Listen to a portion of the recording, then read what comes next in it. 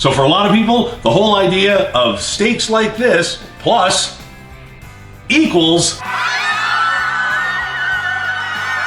have great news. Even if you've never grilled before, I'm going to show you a way to make the best 5-star restaurant quality thick tenderloin filet mignon first time out.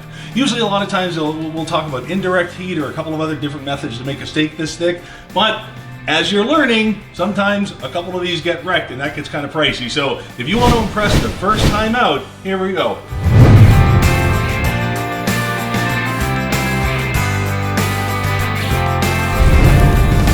You are going to need yourself one of these. Now that is a sous vide, okay? I've got other videos all about them, but for now let's just pretend you watched them or you know what it is, okay?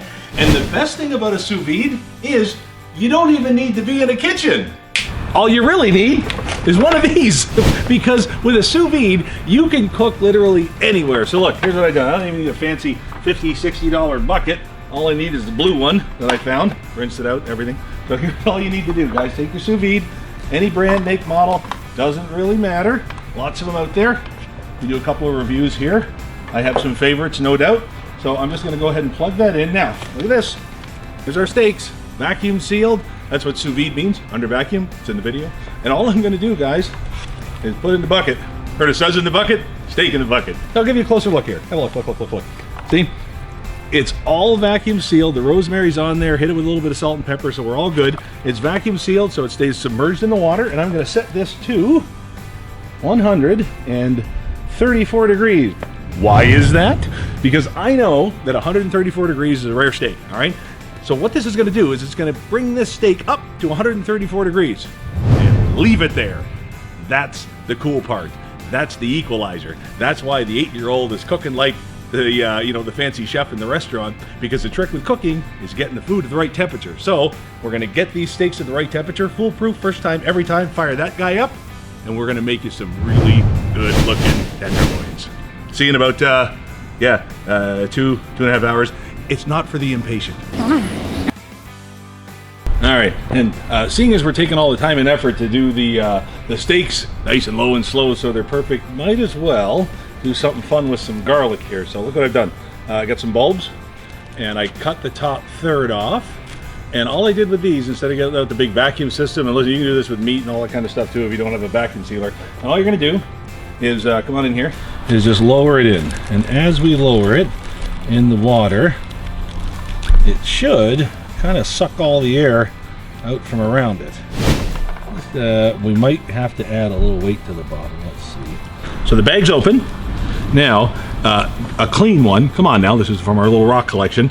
These might not be heavy enough to weigh it down in the water. So I'm just gonna pop that in there and watch what happens. As I set the bag in, all the air kind of comes up from around the food.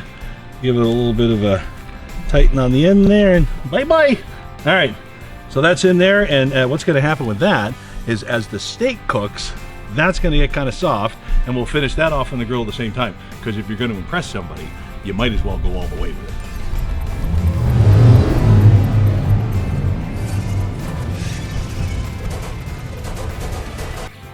There's a steak in my bucket, dear Liza, dear Liza.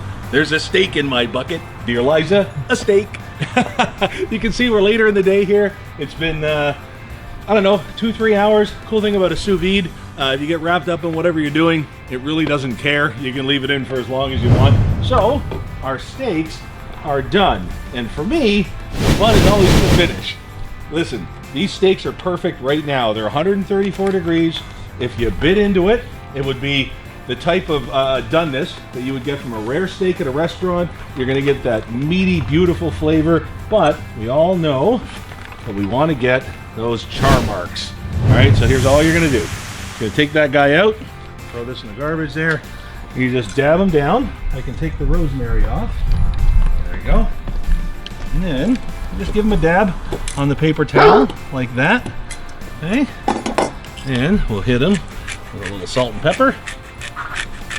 Now, all you want to do in the meantime is get your big green egg or your barbecue or whatever it is you're using really, really, really hot. So come on back down here because I want to show you this. Oh look, we're closing in on 700 degrees.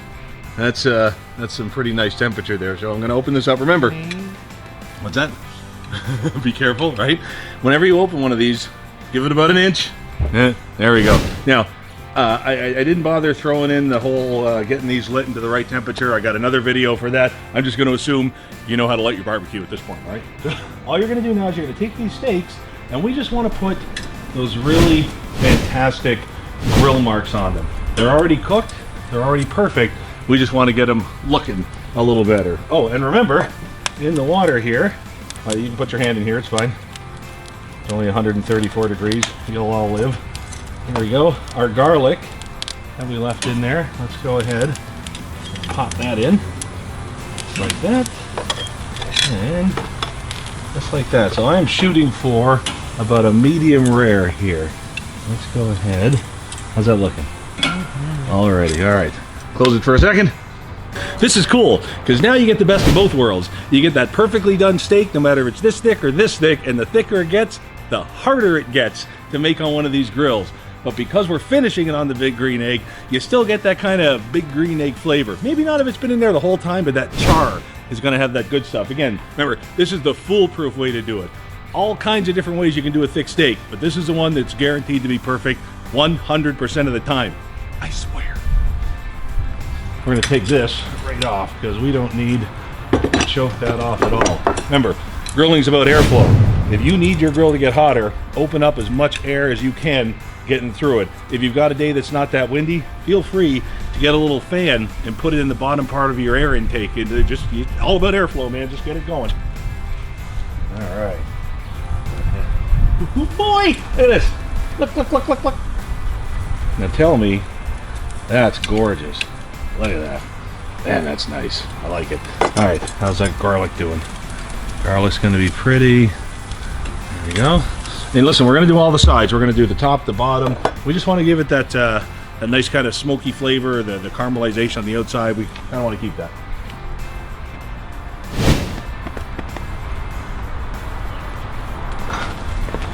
Now remember, when you close that lid, look at this. That temperature is going to shoot right back up. It was 400 when it went down. It shot back up to 600 in just a couple of minutes. So we're not looking to cook these anymore. We're just looking to give them that color. Let's get a little bit on the sides here. Like that. Man, how's that one looking? Love it. Love it, love it. Nice and thick, nice and perfect. Let's turn these guys over. So here's what we're gonna do. Let me grab a plate. We're gonna take those out so they can rest for a minute. There we go. Now, I got some beautiful sides happening inside. Those should be absolutely, oh, I can see inside. All right, we get our garlic up there. Just like that. Look at that. Oh man, look at that. It's the easiest baseball fillets you've ever done. Remember, these are rare. They should be perfect. We'll cut them open in just a second. Here we go. And that's it. Big old thick baseball tenderloin steaks. Perfectly. The hardest thing you have to do is turn the stove on to steam some vegetables, which I just finished up here.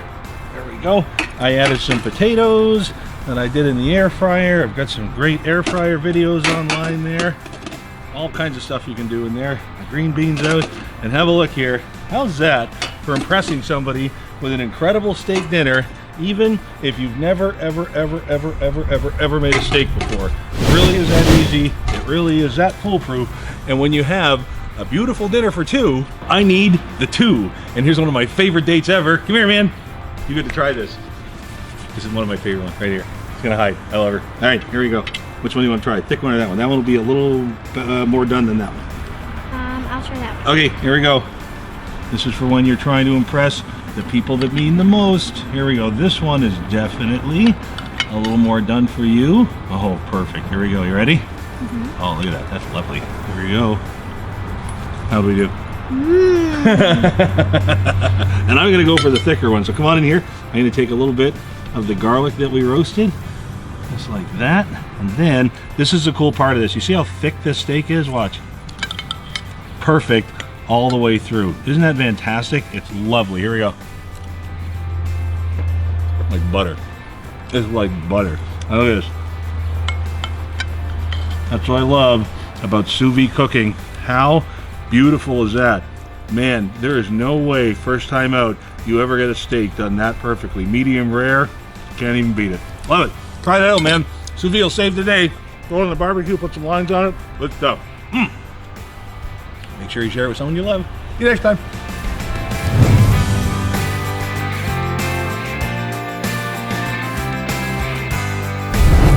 How is it, you guys? It's like butter. Isn't that good stuff?